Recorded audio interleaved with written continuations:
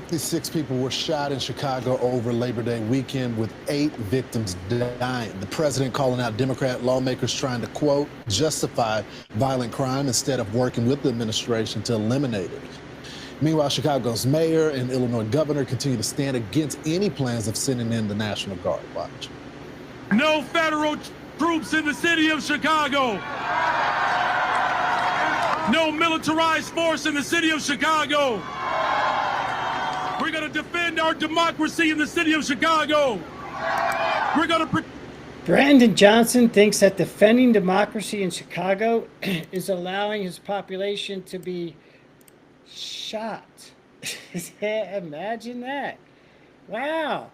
That's democracy in Chicago. There's no problem. Yeah, so what, 58, 60, 100 people get shot every weekend? Yeah, it doesn't make any difference. Yeah, these people are insane. Protect the humanity of every single person in the city of Chicago. We hope that they don't send. And of course, J.B. Pritzker has the same attitude. Anyway, what is up, my fellow patriots? How y'all doing out there in America?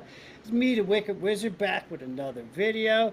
This evening, I want to talk about the violence in Chicago over the weekend and the fact that the Democrats that run that city, if you live there, you should know they want you dead.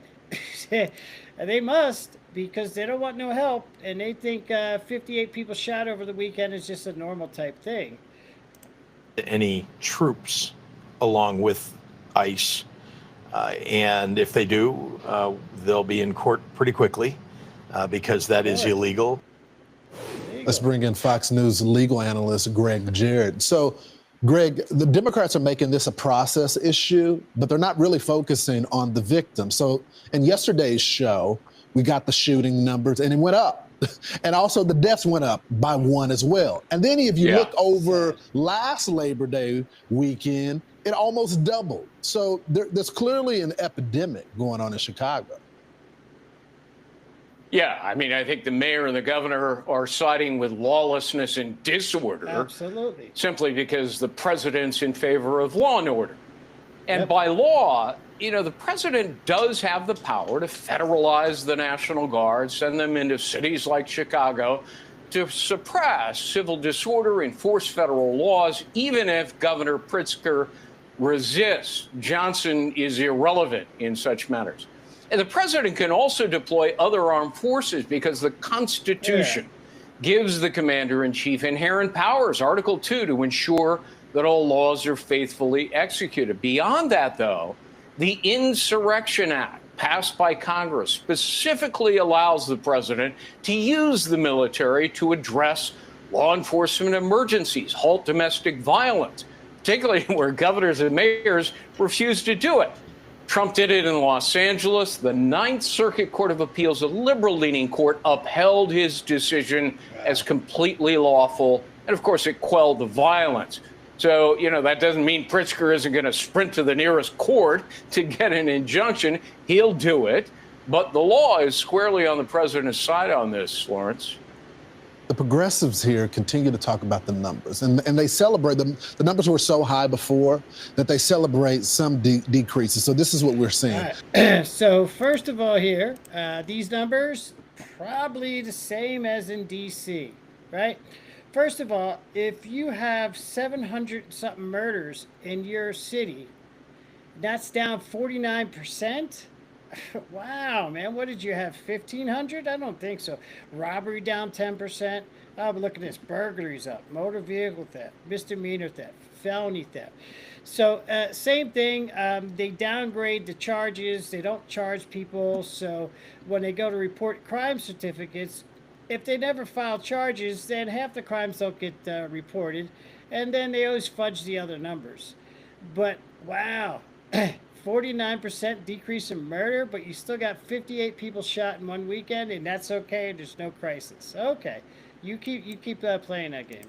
Murders is down by 49%. It's down by 49%, but we just had 8 people die over the weekend. Robbery is down 10%. Burglary is up 8%. Felony theft is up 46%, misdemeanor theft, 60%, motor vehicle theft, 78%. And many of them are juveniles. So they celebrate these numbers. But if there were 8 people that died over the weekend, What were the numbers before this? Sad. Yeah, I mean, it's a great point. You know, look, Pritzker and Johnson should really follow the lead, the template of Muriel Bowser, the mayor of Washington, D.C., Yeah, who is absolutely. now cooperating because she saw the dramatic drop in crime in Washington, D.C. And in fact, she held a news conference and celebrated. She praised the infusion of law enforcement to help. And of course, the happiest people weren't just the innocent victims of crime, but law enforcement that desperately needed the help. Yeah, Pritzker and Johnson absolutely. should try to pay attention.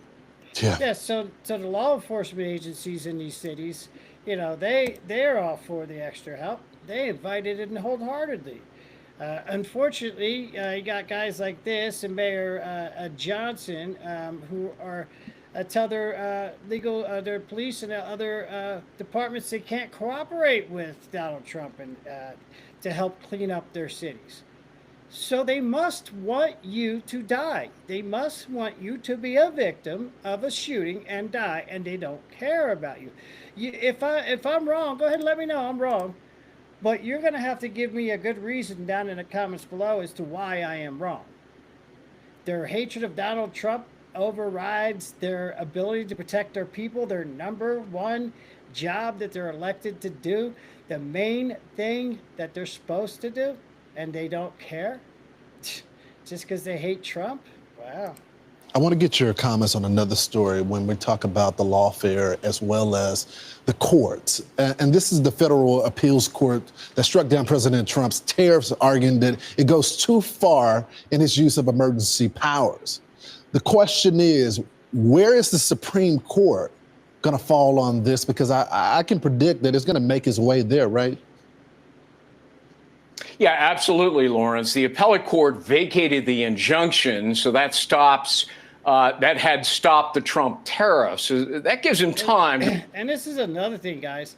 These leftist activist judges who are always trying to stop no matter what Trump does. These tariffs are improving our economy. They've brought in trillions of dollars into the United States. They've opened up markets for United States businesses to be able to start selling to other countries overseas.